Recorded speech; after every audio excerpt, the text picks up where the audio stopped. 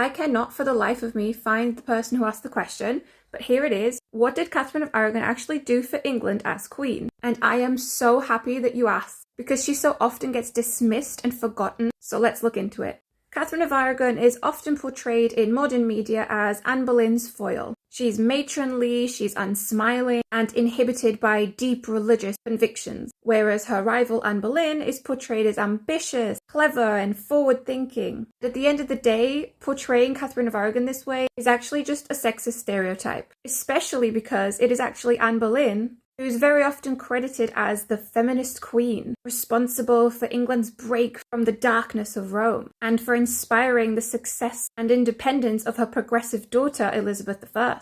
And I think you'd be surprised to learn that actually it was Catherine of Aragon who popularized women's education in England, and she's very likely the influence that led the Boleyns to educate their daughters. So really, Anne Boleyn should just be thanking Catherine of Aragon. In Catherine's 20-odd-year tenure as queen consort, she was the patron of renowned humanists such as Juan Luis Vives, who published works on the teachings of young girls. And Vives boldly argued that women were of an intellectual equal, if not superior, to men. Catherine of Aragon was also one of the very first female ambassadors ever in Europe, and she conciliated tense diplomatic negotiations between England and Spain. That was a huge step forward for women at the time, and even Thomas Cromwell recognized Catherine's formidable power, declaring this about her: "If not for her sex, she could have defied all the heroes of history." And in fact, prior to Catherine's ascension to the throne, female literacy within England was often limited to mere signatures.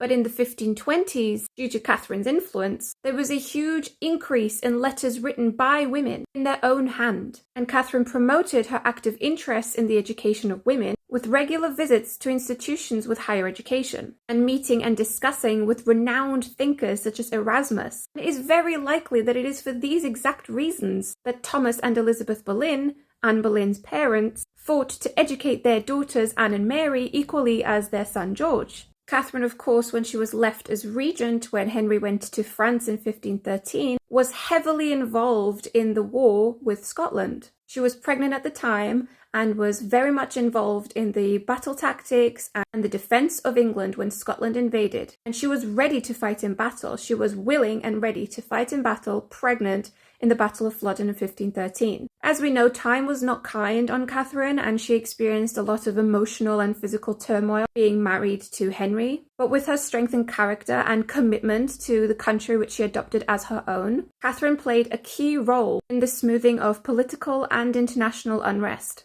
She defended England in major battles and really encouraged the education of her subjects, women especially.